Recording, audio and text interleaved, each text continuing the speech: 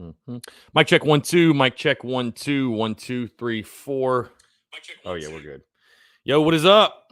What is up? We actually fixed the lighting today. I've got the ring light behind now. It makes a huge difference. What is up, SEC Football Tube? What's up, everybody? Obviously taking your questions, comments today. The Daily Crow, noon to 1. Hope you're all having a fantastic day. It is Thursday, November the 5th. We are in the studio, obviously talking Carolina football, Carolina sports, whatever you guys want to talk about, we can dive into it. Podcast dropping this morning, the full Texas A&M preview, breakdown, everything, keys to the game, key matchups, top storylines, you name it, everything in the show that dropped this morning. Also a fantastic interview with TJ Shook, former Gamecocks writing and pitcher, and you guys probably saw from the clip this morning, he was gracious enough to come in the studio, sit down with me, which obviously always makes the conversations that much better. And also I have the clips just about ready. I've got one more to put together, and I will have that ready and on YouTube for you guys here in the next hour or so. So appreciate you all tuning in. Again, taking your questions, comments, calls as well, 843-790-3377. I will open the lines up. You guys want to talk, and obviously the hot topic of discussion is the Texas A&M game. We are just 2 days away now from kickoff. South Carolina looking to take down a top 10 opponent. As you can see behind me, I think this is probably the theme going into this game and every game for South Carolina. Run the damn ball. Give it to Kevin Harris. Run the football. I talked about that on the show that dropped this morning. I think selfishly for football fans, this is going to be, if you love the running game, you're going to want to tune into this one Saturday night. I mean, you look on South Carolina side with Kevin Harris, on the A&M side of things with Isaiah Spiller. It's going to be a lot of fun to watch these two dudes go at it. Let's see. USC Insider, you saw Brown is out for the season on defense. I did not see that, actually. Who released that? I did not see that. I did not see that at all. Let's see. Well, searching Jamar Brown on Twitter doesn't help me at all. Again, guys, taking your questions, comments, calls as well. Like I said, I'll open up the phone lines, 843-790-3377. Obviously, a lot to get into here on a Thursday. And like I said, if you haven't checked out the podcast, episode 311 dropped this morning.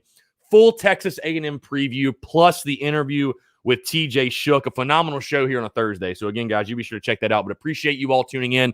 Again, taking your questions, comments, calls as well regarding the Texas A&M game. Anything else you guys want to talk about, we can dive into it here on a Thursday. And like I said, you see behind me, I think the theme going into this game and every game for South Carolina, run the damn ball. Run the damn ball. Give the football to Kevin Harris. You know, it's so funny, though. I'm on social media this morning, and I still see people talking about the quarterback position. And it's just, and I know it's fun to talk about, and it's polarizing, and I totally get it. But I don't know, man. For the life of me, I just don't understand how we're still going on about the quarterback position. So, let's see. SEC football, too. Our running game might be the only thing that keeps us in the game, especially if the defense doesn't show up. Yeah, I'll be honest with you guys. Looking at this game, I'm definitely nervous. I'm definitely nervous at going in this game against Texas A&M. You know, was able to watch some film on them yesterday before I did the show, and they've got weapons. You know, it's crazy. I'm not going to put them in the category with Florida's offense, but it's crazy kind of like how similar they are to Florida's offense, especially in the sense of they've got a big tight end just like Kyle Pitts from Florida. They got the Wademeyer kid, however you say his name, Jalen Wademeyer, 6'5", 260. They're going to go to him early and often. Kellen Mond, it seems like, especially loves to go to him on third down. So I expect for the Aggies to go to him early and often in the game for sure. So. And, of course, the running game, Isaiah Spiller, you've got to be able to stand strong in the running game because we saw what happened to South Carolina against LSU. And if you can't stop the run in this one, I think you have absolutely no chance. So you've got to be able to be stingy in the running game.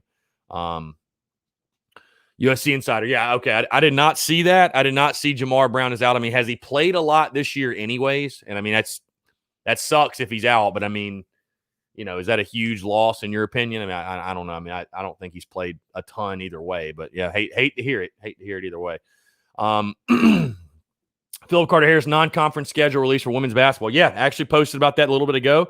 I'm so ready for the basketball schedules to drop, both of them, like in their entirety, because we've gotten little pieces of. I don't know what's taking so long for those to come out, but I'm probably as fired up for basketball season as I've been in quite a while. I think we should be really good, men's and women's. I mean, obviously we know what Dawn Staley and that crew is going to do, but the men's team for sure, man, this ought to definitely be a tournament team. So, Drunken Gamecock. Rumor on Ryan asking a coach about transferring. Saw it on some message board yesterday. Perusing the online sewage that is college message boards. I mean, if you're on a message board, whatever, I'm not holding it against you. It's all good. It's all fine and dandy, but take it all with a grain of salt, my friend. Take it all with a grain of salt. So, I mean, but that wouldn't shock me. Wouldn't surprise me. I mean, I don't think Ryan's a kid that's going to want to just sit the bench the rest of his career. I mean, these guys all have aspirations of playing at the next level and playing in the NFL. So, I mean, listen, I said this before the season too. I said that if Colin Hill stays healthy the entire season and plays well enough to like keep the job, plays well, and so basically Ryan sits the bench the entire year, it would not surprise me at all if Ryan transfers. It would not shock me at all. Well, let me grab my water.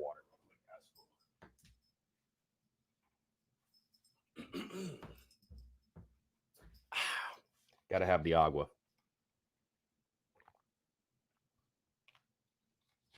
Got to have the agua here on a Thursday. SEC Football Tube, yes, they do have an offense. Anytime you're going up against a guy like Kellen Mond from Texas A&M, he's not a perfect player. He's not a perfect quarterback by any means, but when you have a guy that's that experienced, that's been in the SEC as long as Kellen Mond has, obviously it's a huge advantage. You know, you're not going to throw many things at Kellen Mond that he has not seen before. So I'll tell you, and I talked about in the podcast, one of my top storylines. I'm so intrigued just to see for South Carolina what is the defensive game plan, because I just don't think you can win this game with the attitude you had against LSU, where it's like, oh, we're just going to sit back and kind of adjust to what they do. I think you need to force the issue. You cannot let Texas A&M dictate the tempo and the flow of this football game. You've got to force the issue. You've got to try to force turnover. I mean, listen, what do you have to lose? That's my question. You're a double-digit underdog, basically. What do you have to lose? Be aggressive, get after them. You got to try to force turnovers.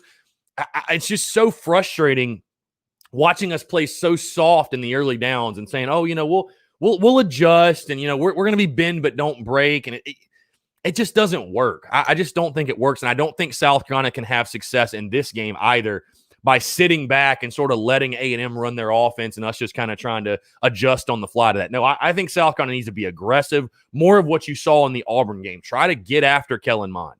I mean, bottom line.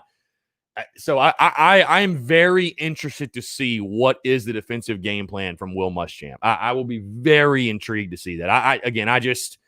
It will be baffling to me if South Carolina comes out yet again and just sits back and says, oh, yeah, we're just going to bend but don't break, and try to, you know, let A&M do their thing. And because I hate hearing that when I don't remember exactly what game it was after, but hearing Muschamp say, well, you know, we adjust what we're doing based off what the offense is doing. And listen, I understand making adjustments, in-game adjustments, halftime adjustments. But again, sometimes you just got to force the issue, man. You got to say, hey, this is what we're going to do defensively.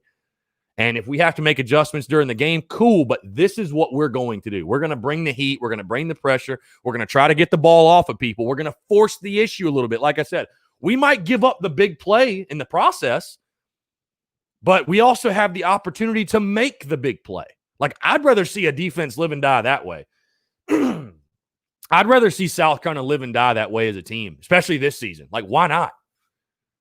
Let it all hang, man. Let it all hang. Again, you're a double-digit dog at home. Let it all hang. Why not? Take some chances. Marion R26, can we stop the run? That is the big question. Agree 110%. Isaiah Spiller, watching him again. I watched the replay of A&M's game against Auburn. Spiller's a really good player, man. Really, really shifty, quick. South Carolina, that's why one of my keys to the game was execute the fundamentals, and I'm speaking specifically on tackling when I say that. The Gamecocks have got to be excuse me, guys. They've got to be on their game in regards to tackling, because Isaiah Spiller is going to run through an arm tackle. It's going to take more than one guy to bring him down. And if you miss him in space, he makes one guy miss, he could be gone. So got to be good in tackling this week. The fundamentals, South Carolina's got to execute the fundamentals flawlessly this week, in my opinion. Tanner Poor, sometimes I wonder what our team would look like if we got recruits like Alabama. I mean, what do you mean? Of course, that's what every team thinks about. Yeah, the teams that recruit the best win the most games, man. It's not rocket science. USC Insider, do you think Notre Dame beating Clemson? I think it'll be a better game than Gamecocks and A&M. I'm not getting my hopes up. I mean, I'd love to see Notre Dame get the W, but I'm not getting my hopes up, unfortunately. Robert Nelson, USC, what's up with the feed? I try to watch the show here if yours starts buffering. I have no idea, man. Things, I mean, I'll check really quickly. If you guys are having issues, let me know. If you're having those issues, because on my end, I'm not having that issue. So I don't know if there's something I need to fix or change. Just let me know. If you guys can't hear me or if it's breaking up or whatever, I will try my best to fix it, but I'm not sure what the issue could be. Marion R26, I hate the bend but don't break defense. I mean, yeah, it gets frustrating. It gets frustrating because, again, I just, especially when you're the underdog in a game and you look at the LSU game 2 weeks ago and, you were the dog there too. And it's like, you got to kind of get after it. You got to force the issue, man. You got to bring some pressure. I just don't think you can have success, especially in a football game like this, sitting back and letting A&M just do their thing. Like, yeah, you can't. You know what I'm saying? You're not as talented as A&M. I think A&M's slightly more talented than you are. So when you're not as talented as the other team, again, you got to force the issue. Jill Petty White, we need to see more of Doty. I definitely do want to see Luke get more involved. Hey, I want to see Dak Joyner get more involved. Just get your best playmakers on the field. That's my biggest thing. Get your best playmakers on the field. So I definitely love to see Luke touch it more. Chase Hutto doesn't matter and we don't have the coaching. What's the point in getting all this talent and they ain't being coached right? I mean, you make a fair point there, my guy. You make a fair point. You do make a fair point.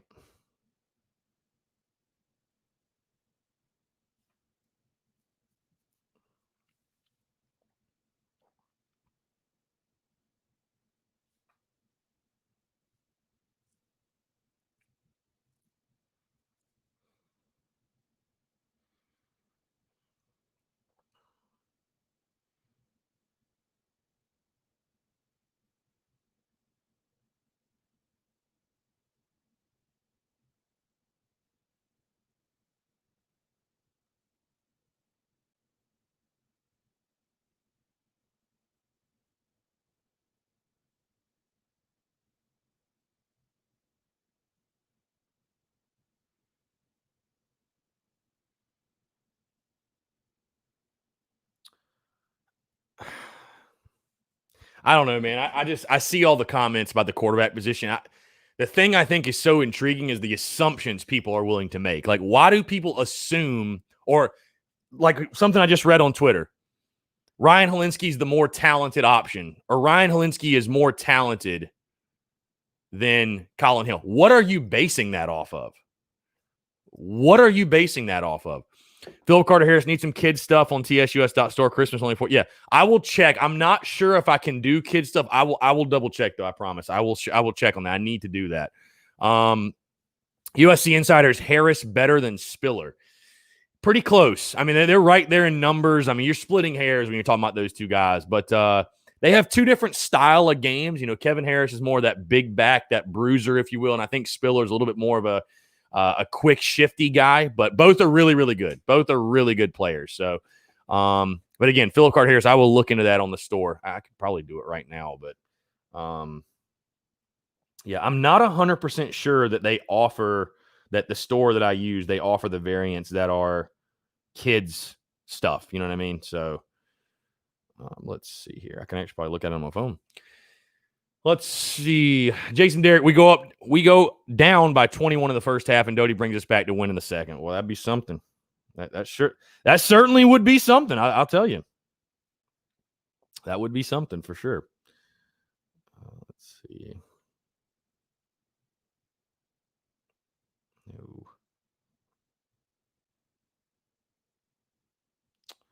No.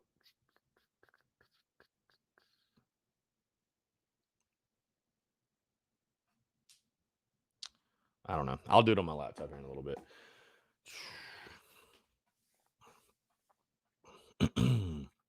Drunken Gamecock. The fans always want the potential, but once they have one slip, it's on to the next one with a quarterback. Yeah, again, you get too much of the credit, you get too much of the blame. If Colin Hill doesn't get the job done, by all means, put Ryan Hilinski in, put Luke Doty in. I don't care. But again, I don't know why people think. Like, here's my thing. If Ryan Hilinski was that much more talented than Colin Hill, he'd have won the job. Bottom line. I mean, I've said a lot of things about Will Muschamp, and my thoughts on Muschamp are very well documented. But even I don't think Will Muschamp is just intentionally throwing the worst player out there. Like, they're trying to win games. Like, I want to believe they are trying to win games. They're not just going to intentionally throw the worst player out there. You know what I mean? Like, there's a reason Colin Hill's playing. There's a reason Colin Hill won the starting job.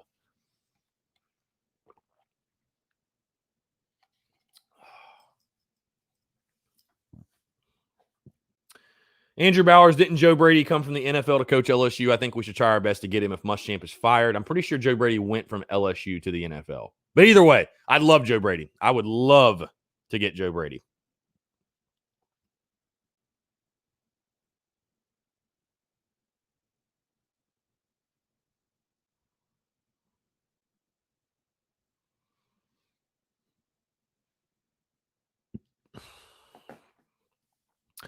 Hunter Brown, the thought of being 0-7 against the Aggies after this weekend is mind-blowing. Yeah, I agree. It's, and that's, again, that's definitely one of my top storylines just as far as the streak, man. Getting the Aggie-sized monkey off your back. And, I mean, it's just, I don't care who the team is, whether it's Clemson, whether it's A&M, whether it's Kentucky. It's hard to justify a program's headed in the right direction when you've got a 7-game losing streak to anybody.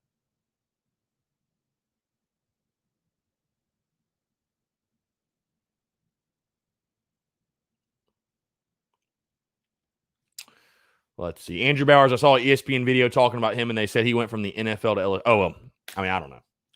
Maybe in some previous stop he did. I don't know, but I just know of him specifically going from LSU to the NFL. So, Phil Carter Harris, if knowledge of the playbook and Bobo's scheme was equal from the beginning, does Hill start? Let me just put it to you this way. Someone that I know and trust very much and knows much more about the game of football, especially playing quarterback, was at the scrimmages and at practices and stuff, and told me that Colin Hill was a full letter grade better than Ryan Hilinski as a quarterback. That's taken all feelings, all emotions out of it, simply looking at the football perspective, the football side of things, that Colin Hill was a full letter grade better than Ryan Hilinski. And I mean, here, if it was even, I don't know, maybe. I think probably yes. Probably Hill still does start. But that's an advantage. I mean, you can't ignore that. You know what I mean? Like, that's something you can't ignore. So having that advantage as far as, knowledge of the playbook and knowledge of the system, that you can't ignore that. You know what I mean? So, but that's just what I was told. So, and I think people miss mechanically, man. I think Ryan has some issues mechanically in his throwing motion. He throws it like a baseball. He drops it down, whereas Collin is more like from the ear and go, which, again, is a huge thing. And you heard Mike Bobo, and that's my biggest thing, too, with it. I would pose this question to Carolina fans that are talking about the quarterback position. Did you or did you not like the hiring of Mike Bobo? Yes or no? Because if you did, you can't knock Bobo for doing what he feels is best for his offense. Like, it's got to be one way or the other. Like, if you trust Bobo and you like Bobo, you're going to let him do his thing and play the guys he wants to play. So, you can't have it both ways. Like,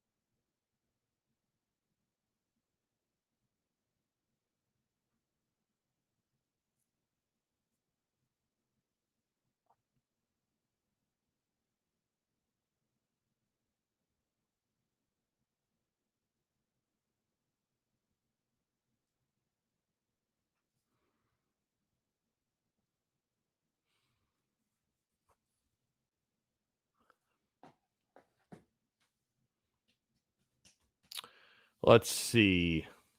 Hunter Brown, they preached how great Colin's deep ball is in practice. Why haven't we seen it in games? Hunter, who's he going to throw it to? Who's getting open deep? I think that's the part of the conversation people forget too. They forget how bad this offense is around the quarterback. Like, Kevin Harris has been a great surprise. That's awesome. But when we're talking purely the quarterback and the passing game, people just ignore how bad this offense is. I mean, Shi Smith has done phenomenal, great player. But defenses, again, are going to bracket him, taking him away, double him up, whatever. So, who are you going to go to? No other receiver on this roster has shown they're ready to be that guy. And then you're through 5 games, so I fear that guy's not going to that guy is not going to show up. It's just going to be the Shi Smith show the entire year. Phil Carter-Harris, Hill definitely has not played himself out of a job. The LSU game was a disaster all the way around. I agree. Look at the defense. I mean, so yeah, I think the focus needs to be on the defense. I don't know why the defense is getting a free pass in this. So, Hunter Brown, who was getting open in practice? That's why I'm saying it makes no sense. Great question, bro. Great question. Great question.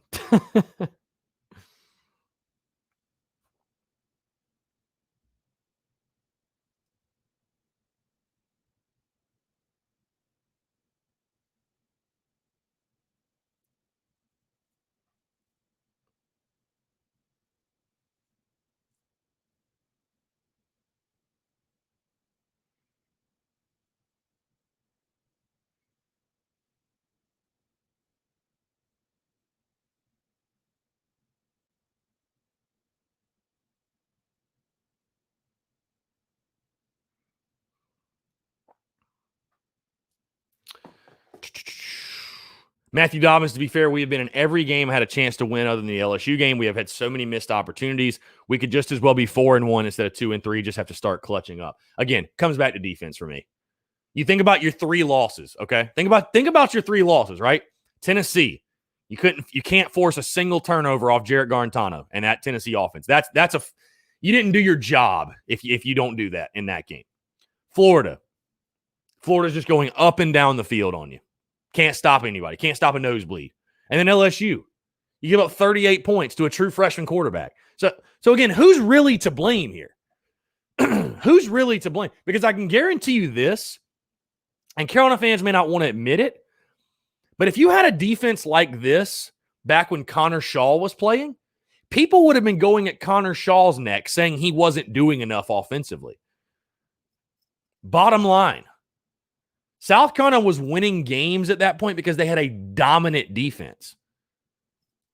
That's a huge part of it. Again, I'm not taking anything away from Connor, but I'm just saying you go back and you look at those teams statistically, it wasn't like it was juggernauts or anything crazy like that. Like the best offensive team Steve Spurrier had was Dylan Thompson in that 2014 year.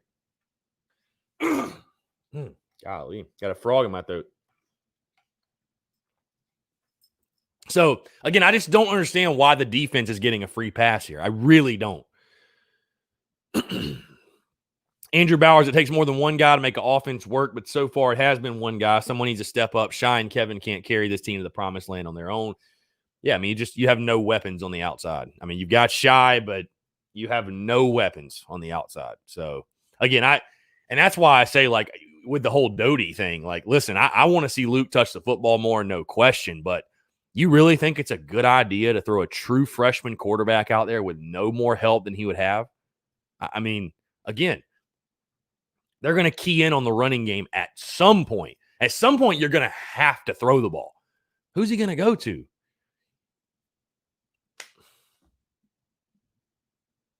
Yeah, LSU never punted. You're not going to win games where the other team never punts. You're just not. So,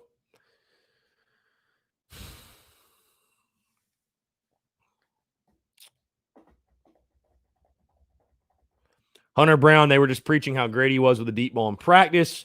In the preseason, it was working in practice. I thought it would translate into the game. Yeah, I mean, I think he throws a pretty ball, but unfortunately, I guess the deep shots haven't been there. I mean, and again, when you don't have great receivers like South Carolina has right now, it's tough to force that deep ball. You got to have guys that get open. Got to have guys that get open deep. I mean, I can think of a few scenarios where they've tried to go deep, but Rico Powers and Jalen Brooks and these other guys, they're not getting open. Xavier Legette, they're not getting open. Can't throw to a guy that's triple covered.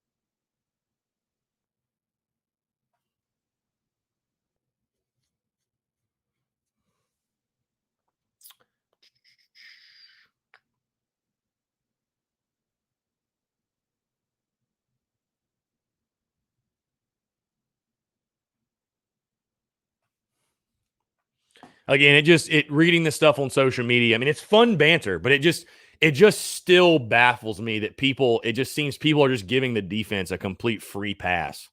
I'll tell you this, man. I think at the end of the day, I don't think it's that I really don't think it's that people think we'd be that much better with Ryan Hilinski. They just rather lose with Ryan Hilinski than Colin Hill.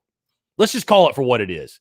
I think fans are just saying to themselves, you know what, if we're going to lose, if we're going to be 2-3, I'd rather be 2-3 with Ryan Hilinski.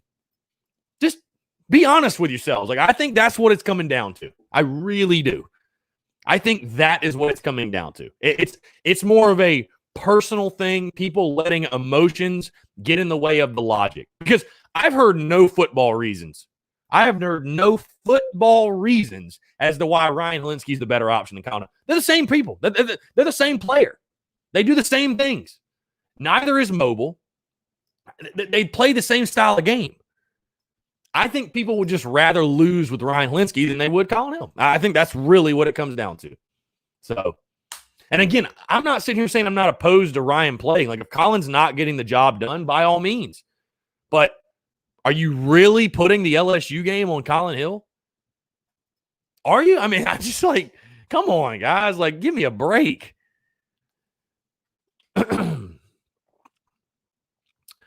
Let's see. Matthew Dobbins, Hill gets sacked at least 3 times or more a game. We have to block better for the pass to go deep. And listen, Hill's got to get better as far as he can't hold on to the ball like he's been doing. You got to 3 seconds, get it out. I heard Perry Orth talking about that. But yeah, pass pro's got to be better. I mean, maybe the sack numbers wouldn't be quite as, maybe they'd be a little less with Ryan, but how much less? Ryan's not mobile either, dude.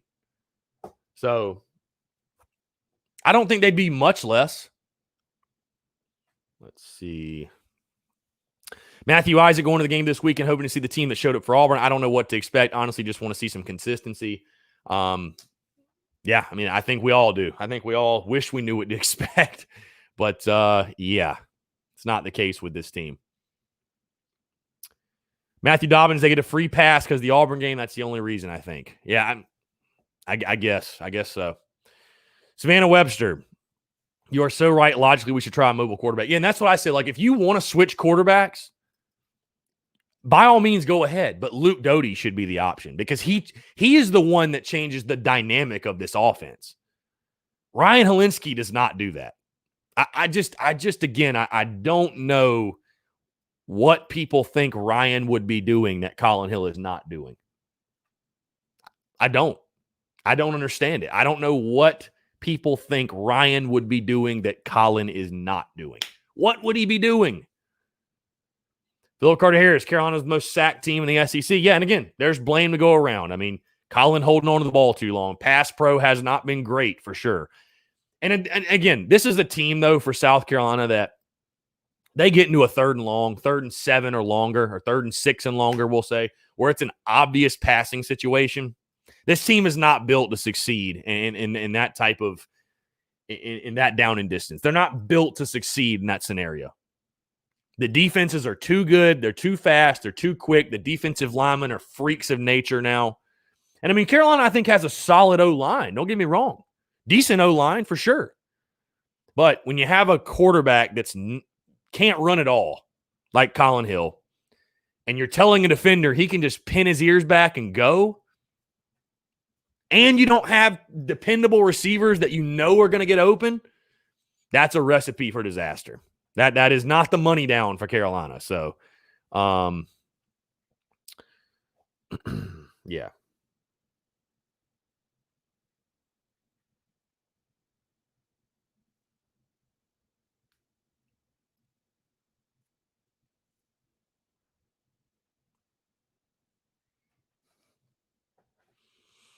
Yeah.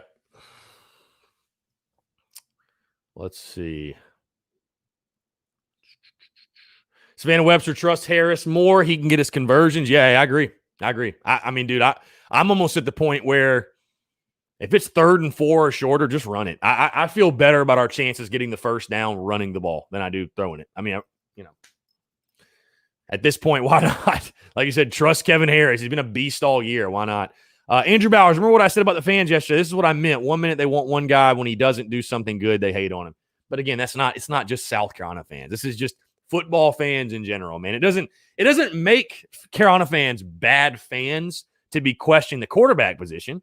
It doesn't make them bad fans, but it's a polarizing topic, man. When things are not going well, it's easy to point at the quarterback and blame, especially it's not like Trevor Lawrence is the quarterback for South Carolina. It's not like you have this, it's not like Connor Shaw is the starting quarterback. You don't have this bona fide stud, you know, is your number one guy, your ride or die, whatever.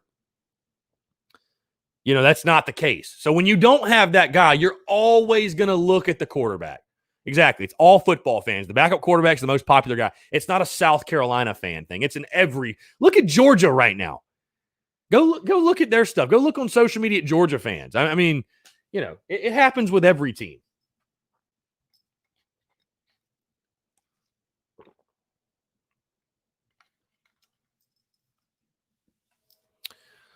Dan Booth, if Doty is the fastest player and can be a dual threat, then why not give him a shot to play again? I'd love to see Luke Doty play more. But again, I would say for fans that want Luke Doty to take over as the starting quarterback of this football team, do you really think a true freshman is a better option? I know that he's mobile. I get it. I mean, I really like what Doty, and I think in the long term, that's the type of player you need at South Carolina. That's the type of quarterback you need. You need a dual threat guy. And we have a voicemail here. We have a caller here.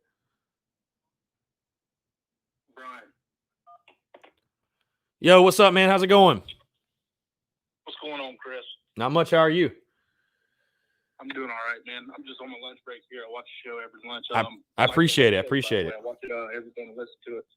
I just had a couple of talk points on the quarterback situation. I know it's a hot topic in the past couple of days or whatever since the loss to LSU. But I just had a couple of questions for you. Like, you know, Muschamp, if you agree or not, Muschamp comes up in a win right now situation, obviously. Mm-hmm. Like he has to win right now. Oh, yeah. Or else he's going to get fired here in the next couple seasons or whatever. Yeah, no, I'd agree 100%. Yeah, I mean, they've got to win right now, no doubt. Yeah, I asked the question yesterday on whether Bobo was the right hire long term for the future or whatever. Mm-hmm. And I know he was the right hire now, obviously, because the offense is working and all. But that along brought Colin Hill over and all that. But, you know, I like what Colin's doing, but he's not throwing, he's not throwing dimes, like elite passes and all that every week. We're 2-3 with them. It's not like we're, got a winning record or 4-1 or anything. But another thing I want to add to it is the only thing that I don't agree with you on is when you say with Doty being in there, when the play breaks down or whatever, you're asking who Doty's going to throw to. He's only got the same receivers that Collin does, and the only thing that I feel like is when Doty doesn't have anybody to throw to, he can pull it down, make an athletic decision. He runs like a 4-4, argue 4-3, and he can get those 3 to 5 yards every play that Connor Shaw used to get. That would help us out tremendously on first and second down when Connor would roll out, scramble out the pocket, and get those 2 to 3 yards or 3 to 5 yards, and that was huge for us, even though it was only 2 to 3. But that's the only thing that that was brought to my mind. Yeah, no, and that's what I'll say. I want to see Doty play more. That's first and foremost. I want to. I mean, because again, I think the thing that frustrates Carolina fans is we hear the lip service all preseason of how, Luke Doty's the fastest guy on our team and Dak Joyner's this great athlete. And it's like, well, if they're that great at athletes, how are they never on the field? Like getting Luke out there for 2 snaps a game and Dak Joyner for maybe a snap or 2, that's just not enough. I mean, if they're that good at athletes and you're an offense that, you're looking for as many dynamic guys as you can find, I mean, yeah, let's get them out there. So, I mean, I definitely hear you in that regard. And I want to see Luke play more. I'm saying more so naming Luke Doty like the full-time starter. I mean, at the end of the day, I just worry for Luke because he is a true freshman. I mean, he's going to make freshman mistakes. I mean, here's the thing I would say. If Kentucky could make it work with Lynn Bowden last year, then you would like to think we could make it work with Luke Doty. I just don't want to throw him into a no-win situation where it's like the guy's a true freshman. Like, what can you really expect from him? I think he 100% needs to play more than that. Here's the thing I want to point out, too. I've said since the beginning from preseason, I don't give a damn who the starting quarterback is. Just play the guy who gives you the best chance to win. It don't matter to me. Another thing was, and another thing was, like, do you think that since they moved, I know they did it with Joyner and all that, but do you think since he brought Bobo in and Gauthier is like a pro-style quarterback, you think he's expecting Bobo to be there for like another couple of years or something maybe, and that's why he slid Doty over to receiver, and they're kind of banking on Gauthier to come in there and be there after Colin Hill's gone? Well, I mean, I had Colton on my show, and I know he's expecting Mike Bobo to be there. There's no question. I guess that's the thing that I'm more. If I could sit down in a room and ask Mike Bobo a question, I would say, what, like, the future of your career at South Carolina, like, what type of offense do you want to run? Because do you want to play with the mobile quarterback like a Luke Doty or a Gunnar Stockton, or do you want more of a pocket passer like a Ryan Hilinski or a Colton Gauthier? Like, that's what I want to know, because they're not the same type of players, and you're not going to run the same offense with those guys. So, and personally, me, I mean, I've said this before. I think to win big at South Carolina, or to compete, to get to the point we all would like to get back to, I think you need a mobile quarterback. And I think just in college football today, I mean, heck, you're seeing in the NFL, more mobile quarterbacks are taking over. And I just think that the athletes on defense are just too good. It's not the 90s anymore. You can't just drop back 5 or 7 steps and sit back there and read it. Like, the defensive linemen and the linebackers, they're too big, strong, fast. They're too good at athletes to do that. So, I mean, I think you need a dual threat guy, but that's what I would ask Mike Bobo is kind of, hey, like, what is your plan for this offense at South Carolina? Like, what do you want to do? And that's one of the things I've talked with Alex McGrath about a lot on the show is, we've questioned with Mike Bobo, is he a guy that just wants to run his system, or is he going to run a system around the talent that he has on the roster? Does that make sense? Like, is he just overly committed to just running his system, or it's like, are you going to take the best athletes you have and figure a system out around them? Because I think that's what you need to do. Like, you need to take the best players you have on the roster and, build around them. So, I mean, I don't know, man. If there's so much uncertainty beyond this year with Hill, Bobo, Muschamp, I mean, who knows, dude? Who knows at this point? So, but I definitely for the long term want the mobile quarterback. Yes. Right. I just think the fan base was kind of confused, because you keep getting 4-star Elite 11 dual threat guys. You just keep sliding them over. And now that he's got Bobo in, I was just wondering if you think maybe that they're banking on Gauthier to be the guy and Bobo's going to be there for a while and they're trying to switch to a pro style offense, or if it's, if that's the reason, then instead of, going after Doty and those guys, why aren't you trying to go after 4-star wide receivers that hard? If you're just going to keep sliding 4-star quarterbacks over to receiver. I'll tell you this, man. I tend to think that Muschamp, this is just my guess. I tend to think Muschamp knew coming into year 5, this was a make or break year. He knew basically he had to save his ass. He had to win now. And I really think Muschamp bringing in Bobo and Bobo bringing in Colin Hill was literally just doing what they're just trying to get through this season. I really think that's what, because hey, if Muschamp's job security was 100%, you may see Ryan Hilinski or Luke Doty playing, but it's not. So I think they are just simply doing what they have to do to get through 2020. Wrong, right, or indifferent. I mean, I could be wrong. I mean, like I said, I've said many things about Muschamp, and of course I still don't think he's the answer for South Carolina. I feel the same way I did.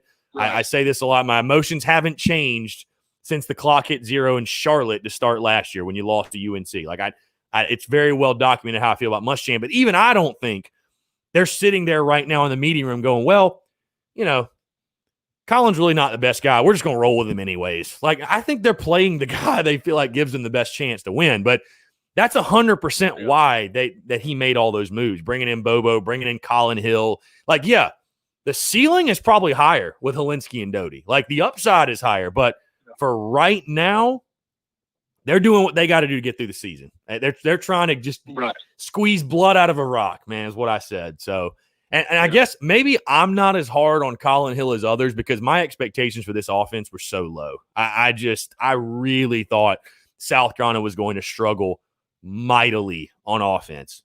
And so, again, I don't know why the defense is getting such a free pass. But, yeah, I mean, I know it's frustrating because, like I said earlier, like I really think a lot of it – I'm all with you on the defense, too. Yeah. I'm all with you on defense. Yeah. They need to step it up as well. But yeah.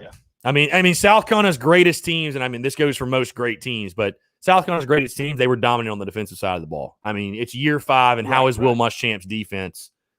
How is it not any better? You know what I mean? I mean, the reason you lost to LSU is you gave up 38 points to a true freshman quarterback on the defensive side. I mean, that's why you lost. Bottom line. So, 100%. Yeah. I appreciate you taking the call, man. Yeah, no, I appreciate it, man. Appreciate the support and the love, and definitely calling again soon for sure. Yeah, man. Have a good one. Thanks, man. All right, good call there. Looks like I missed a call. If I missed your call, please feel free to call back in. Phil Carter Harris should be 3-3. That damn Tennessee game, or 3-2. That Tennessee game is haunting. I agree, and it's like we were talking about last week, man. That's why I said it was the most important game of the season, because you think if you're 3-2 right now versus 2-3, I feel like the entire outlook of your season is different. I just feel like we're talking differently, we're acting differently, we all feel differently, but you didn't. You lost. So, let's see. Kemper Keenan, the oddity is the fact that Luke did well when he was in the lineup, and Dak did well when he was in. Neither were put back in after their success. I agree with you again. I don't understand how you see what Dak Joyner can do on that long touchdown run at Vandy, and we haven't seen him since. Not really. It's just like, use him. Use the guy. Like, what are we doing? Trust me, I don't get it either. Bailey Campbell, Doty's athleticism should put him in every game. Hill is like a statue with zero mobility. If I were Hilinski, I would transfer. 3-7 with the virus will probably save Muschamp. Again, I don't want to see a quarterback carousel necessarily, like changing quarterback every plays, but we need to see a lot more Doty, in my opinion. A lot more. Like, why are we not seeing like more Wildcat with Doty? If it's a 3rd and 5 or less, I'd love to see. Get Doty out there. He can make a play for you with his legs. Get Doty out there. So,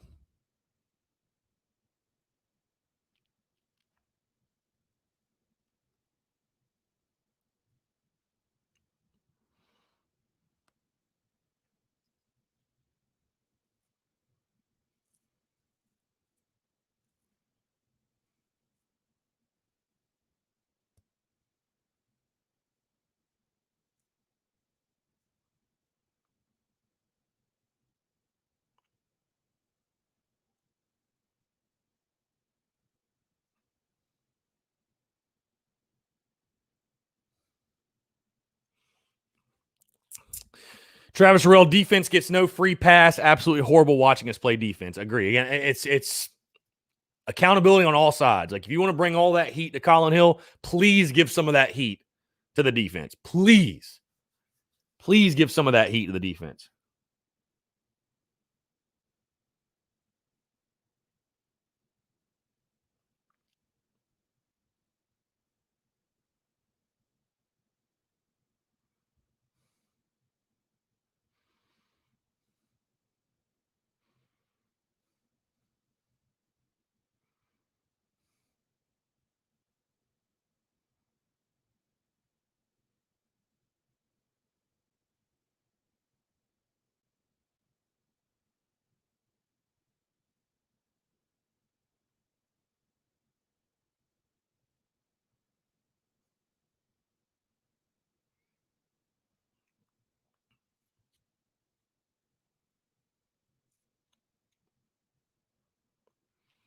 Let's see, guys. Taking your questions, comments, calls, 843-790-3377. Appreciate you guys as always. If you have not done so, check out the podcast that dropped this morning, episode 311. Obviously, breaking down the Texas A&M game, my keys to the game, my key matchups, top storylines, all that good stuff. Also, a fantastic interview. Former Gamecocks writing pitcher TJ Shook joined me in studio, by the way. Phenomenal conversation. Also, guys, a quick reminder, watch party this Saturday. Overtime Bar and Grill, literally right down the road from the stadium. Doors open at 5. Kickoff, obviously, at 7. I'll be here live for you guys. Pregame show 6 to 6:30, talking everything about the game, taking your last-minute questions as we get ready for kickoff. But again, that watch party on Saturday. Doors open at 5. Kickoff at 7. Pregame show 6 to 6:30 at Overtime Bar and Grill.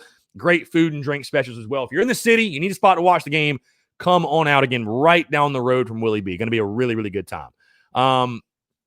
Let's see. Andrew Bowers, what do you think our record would be right now if we played the original schedule if COVID wasn't around? Well, I'd need to look at the original schedule. But I think this team, honestly, would probably be a 6-win team, maybe even 7. I mean, because basically you're building in 3 non-conference wins.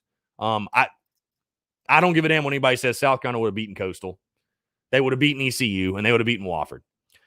So, yeah, I mean, I think this is probably a 6 or 7 win team, honestly, with the old schedule. So, let's see. SC Football Tube, what is up, man? What is going on?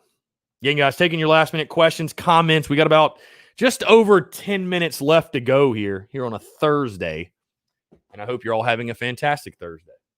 So.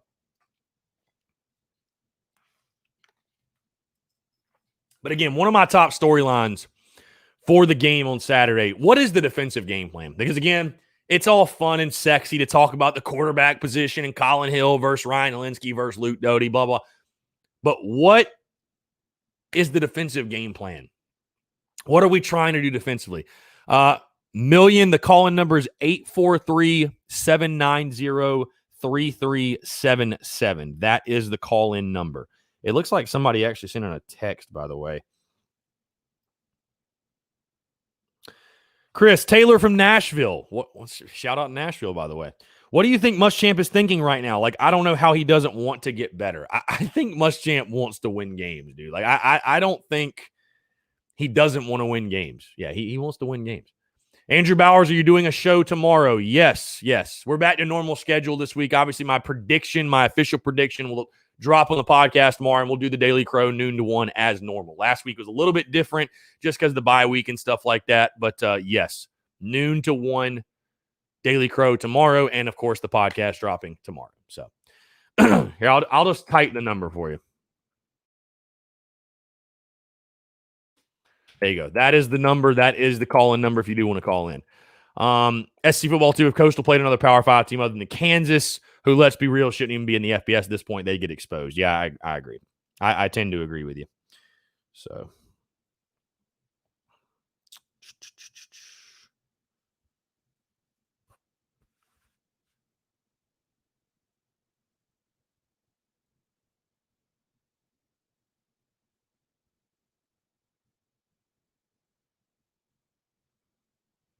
All right, here we go. We got a call.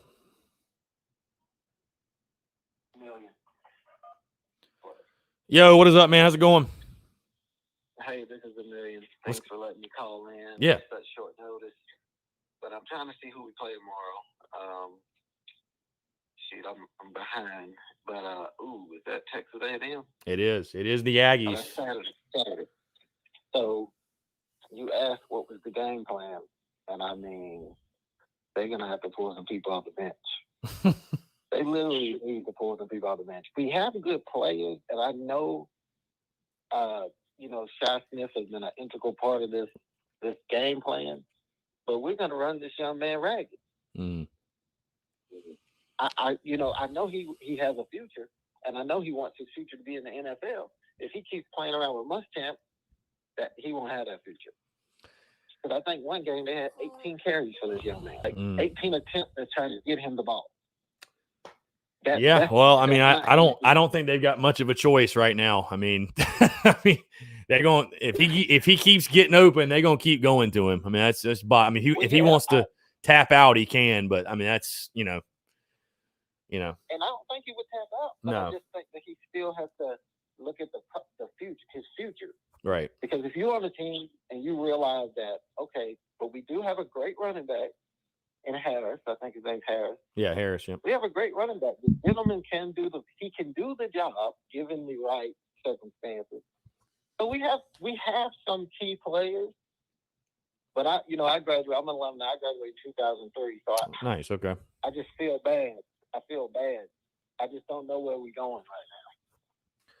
Yeah, I mean, I think that's a lot of Carolina fans are scratching their heads, wondering. Same question. We took some tough losses. Our schedule was hard. This was a very difficult schedule for a USC team.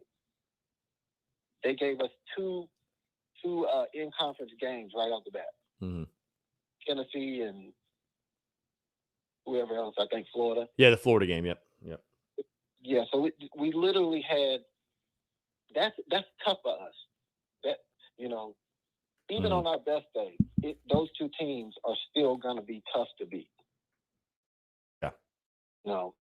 They would have to be having off games for us to really put our best foot forward and like. So I don't know what happened when we played Auburn. That was just I don't even understand that. We were not supposed to win that game. I'm glad we did, though. I'm glad we did. We won the game, yeah. I'm glad we did, but I don't think that was per se Auburn's.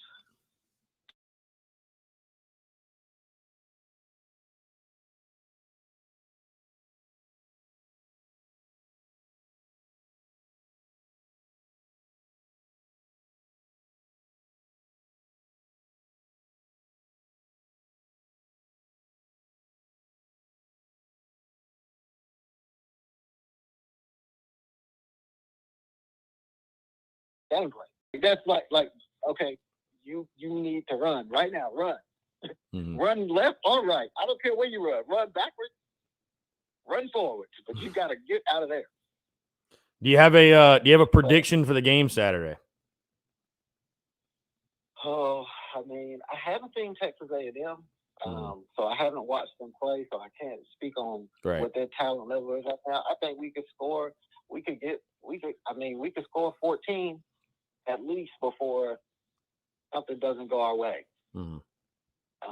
And so, I mean, I'm going to say 14 to whatever, but I'd have to see the other team before I know clearly what we could do. Right. Well, all we can do is hope for the best, man. I mean, hopefully South Carolina comes out and plays, arguably their best game of the season, and I mean, it'd be a huge win. So all you can really ask for is the opportunity, and you got it. So a home game at night, top 10 opponent is there.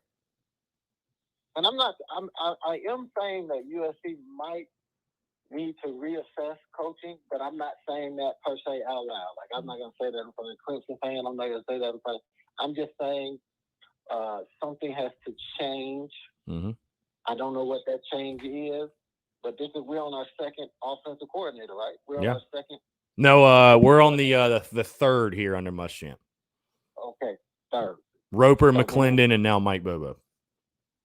Yeah, and Mike Bobo, I don't really see. I don't see it. I don't know if he's being conservative. This is coronavirus season, so maybe he's like, we don't really have much to work with. This is a limited team. Everybody's not playing. I'm hoping that's the case, right? Like, I'm hoping this is a conservative Mike Bobo. Right. That's what I'm hoping, but. Yeah, well, like I said, I hope they get a little creative, open it up a little bit against Texas A&M, but it comes back to defense for me. I'm curious to see what the defensive game plan will be, and I think against the top 10 opponent, again, you got nothing to lose. You got to play aggressive. You got to play all out. I don't think you can sit back and let Texas A&M dictate the tempo or the flow of the game. You got to force the issue. So I think it'd be interesting to see if they do that. Again, I think it comes back to defense. I mean, the offense can obviously be better, but if you can't force a punt against the opposing team, you have no chance. I appreciate the call, man. We're going to go ahead and wrap it up, but I definitely appreciate you calling in, man. Like I said, all we can do is hope for the best for Saturday. That's for sure. So, go Cox. Yeah, go Cox. Appreciate it, man.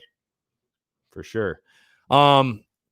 All right, we got less than 5 minutes left, guys. Sorry, I think it cut out there for a second. I'm not sure what happened to the connection, but taking your questions, comments, calls, if you want to go ahead and slide them in, get them in before we wrap it up here in about 3.5 minutes or so. Overall, I am excited for the game. Again, like I just said, and I said this on the podcast, all you can ask for is the opportunity. That's all you in life, in sports, in business, all you can ask for is the opportunity. And right now, this is one of those opportunities. Night game at home, you're on national TV, you've got a top 10 opponent coming to town, you have the opportunity to snap a long streak over a team that you've been close against them many times. All you can ask for is that chance and that opportunity, and we'll see if South Carolina can come out and take advantage of it. It's going to be tough. It's going to be tough, but we'll see. So, Jonathan Boatwright, the individual superlatives on defense are there, but the performance of the defense as a unit is not good. Yeah, it seems like defensively, we've got a lot of good individual players, but for whatever reason, we don't play well together as a whole defense. I don't know. I don't know what again, I think there's a disconnect, and I think you guys know where I think there's a disconnect. But there's a disconnect. There's no question. So, yeah. But yeah, guys, I will be giving my official prediction tomorrow on the podcast. Go check out the podcast today, though, obviously breaking down the A&M game, key matchups, keys to the game, top storylines, all that good stuff as we do each and every single Thursday on game week. Also, TJ Shook interview was phenomenal. TJ came by the studio, had a great conversation. Also, again, reminder, watch party Saturday at Overtime Bar and Grill. Doors at 5, kickoff at 7. But be sure to check out the podcast that dropped today. Really, really good stuff. And yes, there will be a Daily Crow tomorrow, noon to 1. And I will be dropping my podcast, giving my official prediction for South Carolina's game against Texas A&M. So you guys be sure to stay tuned into that. Stay tuned for that. So any questions, comments in closing, guys? We got about a minute and a half left. Appreciate you guys. Appreciate the love, support. You guys continuing to tune in, be interactive, calling in, leaving your questions. I really, truly do appreciate it. Again, the Daily Crow has been a massive success, and it wouldn't have been without you guys. So thank you so much for the love, support. And like I said, being interactive, engaging, it makes this fun. I love the banter. I love the conversation. Whether we agree, disagree, that's really not the point. The banter is the fun part. So Adam Ritter says, I got a bad feeling we will lose. I mean, you're a 10-point underdog, so I understand why you would think that. SEC Football 2, one sub away from 900. Get in there. I really do appreciate, bro. Thank you. Appreciate the support. Would really like to hit 1,000 at some point. Really, the big reason I want to hit 1,000, too, I've said this before on the show, I think, but the ability to go live on YouTube, like from my phone, from different devices, I would love that capability. So selfishly, if we can get to that, I would love that. So let's see. Yeah, it's looking like it's making its circle now. Jamar Brown out for the year.